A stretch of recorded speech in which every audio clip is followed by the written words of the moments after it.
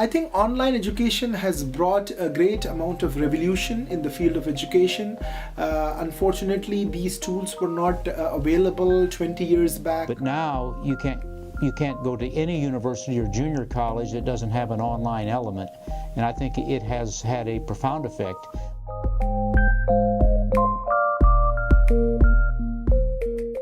Historically, many students often leave class not fully understanding the lesson taught.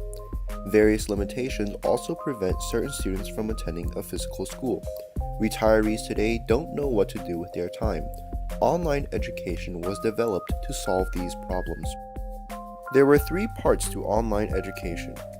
Primary source online education meant a student took all their classes and completed all their coursework online. Today, nearly 1/3 of all college students are enrolled in at least one online course which offers this type of learning.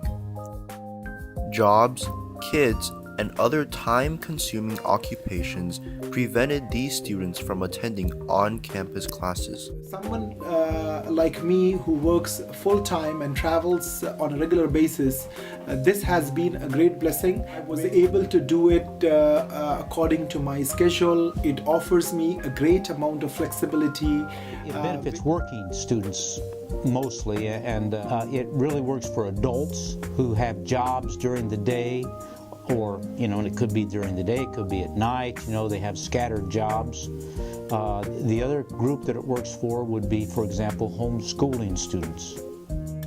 As online education developed, many young kids were homeschooled online due to lack of transportation and the ever-rising cost of tuitions. Kids with mental or physical disabilities also received specialized lessons this way. Primary online education was a turning point in the world of those who had access to education. The second type was secondary source online education, which took the form of after-school remedial or revision lessons for students above or below their school level in order to practice what they had learned and more from the comfort of their own home. I have every kind of student. I have from special ed with learning disabilities all the way up to students that just have a soaring IQ, and I have had to create honors classes and all of that just to keep up with them. This is Khan Academy, which contained over 3,000 lesson revision videos in various subjects such as math, science, humanities, and computer sciences. And -6 plus 4 is indeed equal to -2. And is 6. You have 6 carbons, 12 hydrogens, and 6 oxygens. Most online courses also provided interaction by allowing students to practice what they had learned. Sometimes there are also web conferences, that sort of thing. A lot of folks are starting to use Skype now. Some programs had one-to-one live tutor interaction, which allowed students to really understand and retain their academic lessons, which in turn helped turn around their grades. The third form of online education was for adults who wished to learn a new subject but did not wish to return to formal school. This type of online education included learning a new language or skill, becoming more knowledgeable in their field of work, or just learning for fun. Programs like Rosetta Stone allowed people to pick up a new language in their daily free time, easily and quickly. La mujer come pan. La mujer come. But this advantage wasn't always available to the world. The transferring of knowledge between people is what initially gave rise to institutions and schools led by those with more knowledge. Ever since, large-scale universities have been established all around the world, attracting people from near and far. Unfortunately, inadequate transportation and high-cost limitations meant not everyone could attend these schools. Also, grade levels forced teachers to teach at a certain pace, which caused difficulties for those who learned faster or slower. A lot of the public schools are real good, but you kind of have to fit in a box. You kind of have to study what they say and when they say and all of that. These problems are what gave rise to online education. Online education evolved from correspondence education. Okay, there's always been distance education. You know, as long as there has been education, there has been distance education. Started out where, you know, the Pony Express. You know, people mailed things back and forth to their professor. That's been going on for years and years and years and years. As early as 1728, the world's first distance learning course was established in Boston, teaching the new method of shorthand with weekly lessons sent by mail. In 1922, Penn State, followed by many other universities, began to offer scheduled courses through radio. In the 60s, many classrooms began using classroom films within their lessons to help students understand what was being taught. In 1968, the Stanford Instructional Television Network was founded, offering instruction through television for part-time engineering students. In the following year, the U.S. Department of Defense created the Internet, known as ARPANET.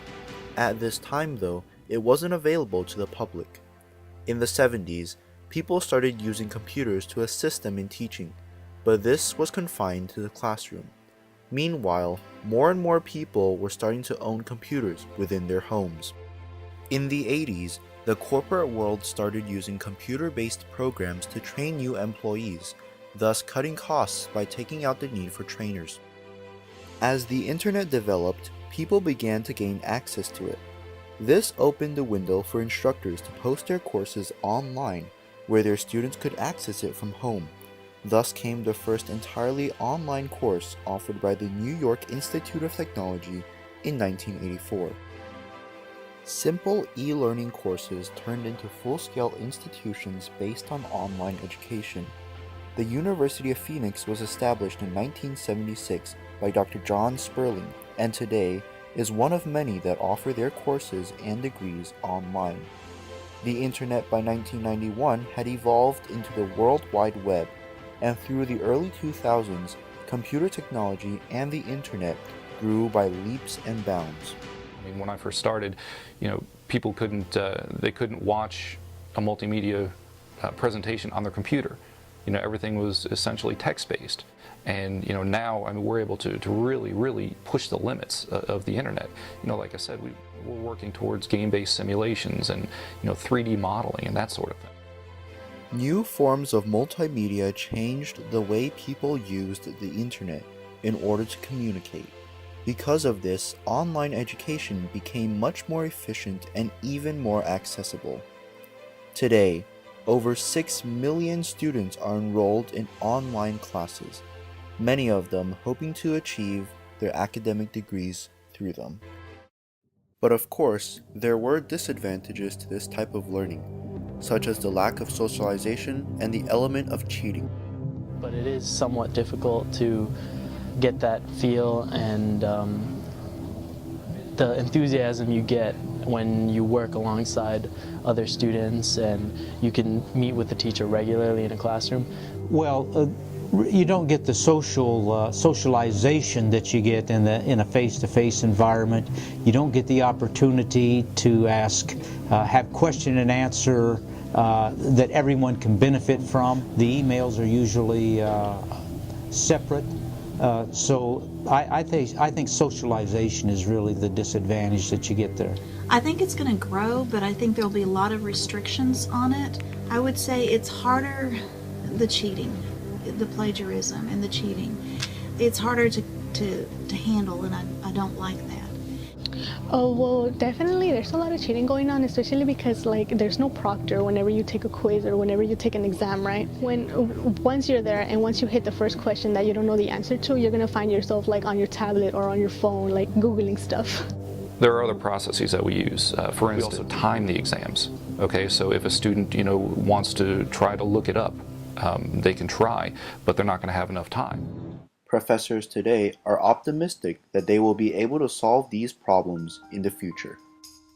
Online education has been a turning point in the way people learn and teach. Now it is possible for much more people to get educated in a more convenient and efficient way.